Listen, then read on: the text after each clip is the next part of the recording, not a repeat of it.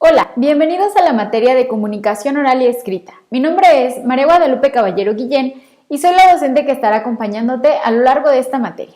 En este video estaremos revisando la sesión 1, unidad de aprendizaje número 1, en la cual empieza a hablar acerca de los antecedentes de la comunicación y del proceso comunicativo.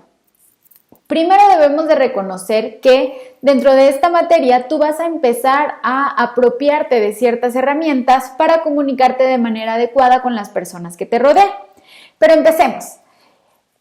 Vamos a definir en un primer lugar 3 conceptos de nuestro proceso de comunicación. El primero de ellos es el lenguaje. Cuando nosotros empezamos a comunicar un mensaje con respecto a otra persona, tenemos que tomar en consideración cuáles son las palabras que nosotros estamos empleando, porque estas palabras, si forman parte de un grupo o de un idioma, entonces las personas podrán reconocerlo. Por eso el lenguaje es entendido como estas palabras que tienen un código y que yo, con la persona a la que voy a comunicar, tenemos que compartir el mismo código para que este mensaje pueda ser entendido. Además de este concepto, también existe el concepto de lengua. Este hace uso de las palabras para que éstas formen mensajes, es decir, dentro del mismo código que nosotros estemos utilizando, debemos considerar a las palabras de las cuales nosotros podemos hacer un uso para formar ciertos mensajes. Y esto es lo que se conoce como lengua. O sea que nosotros debemos elegir las palabras adecuadas para que el mensaje pueda ser entendido de manera correcta. El tercer concepto es el habla, que es la manera en cómo nosotros nos expresamos con respecto a las demás personas. Aquí la idea dentro del habla es que nosotros empecemos a tomar en consideración cuál es la manera en la que estamos expresándonos y podemos expresarnos de muchas maneras distintas. Pero aquí lo más importante es lo que decimos de manera verbal y lo que también decimos de manera no verbal. Desde principios de la época en donde los seres humanos existieron, empezaban a haber diferentes códigos para poder comunicarse.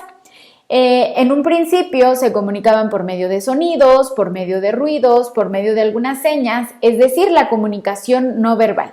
Con el paso del tiempo, el proceso de comunicación ha ido cambiando mucho, hasta llegar a lo que ahora conocemos como los diferentes lenguajes para poder comunicarnos. Es decir, esos códigos que en algún momento eran a partir de diferentes sonidos o de diferentes señales, empezamos a utilizarlo de manera mucho más coloquial y entonces los mensajes se pueden dar de una manera mucho más específica y podemos comunicarnos sobre todo de una mejor manera.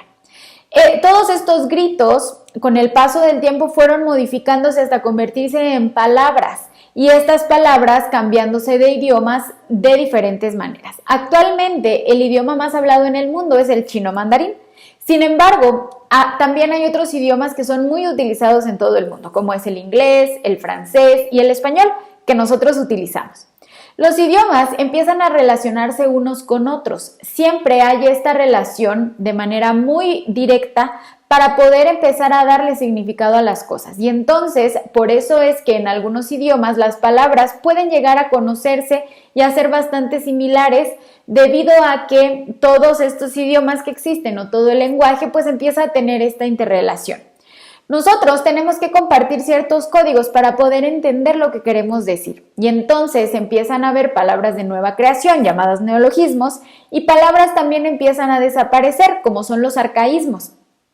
Estos dos conceptos están muy arraigados en nuestra vida diaria, ya que estos nuevos conceptos nos empiezan a dar ideas de lo que puede estar utilizándose en ciertos lenguajes. Por ejemplo, avances tecnológicos que van haciendo. Obviamente nace el avance tecnológico y con él las palabras, los significados. Y entonces hay palabras que dejaron de existir y nuevas que van creándose. Cualquier mensaje que nosotros decidamos enviar tiene una intención comunicativa en específico. Es decir, nosotros debemos identificar qué es lo que quiero comunicar por medio de mi mensaje. Y esa es la intención comunicativa. Por ejemplo, podemos entender a las diferentes funciones de la lengua. Por ejemplo, la función emotiva, la función apelativa, la poética, referencial, fática y metalingüística.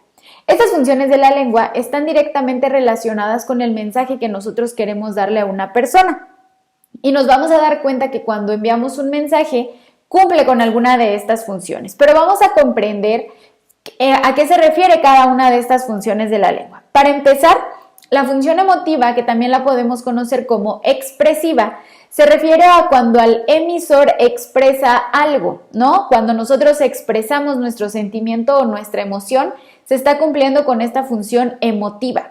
Hay otra función de la lengua que es la apelativa, que esta está dirigida directamente hacia el receptor para que éste haga o piense ciertas cosas. Puede ser que nosotros queremos que tome una acción o que tenga un pensamiento en concreto. Entonces, lo que se busca en la función apelativa es que esté dirigida exactamente hacia el receptor.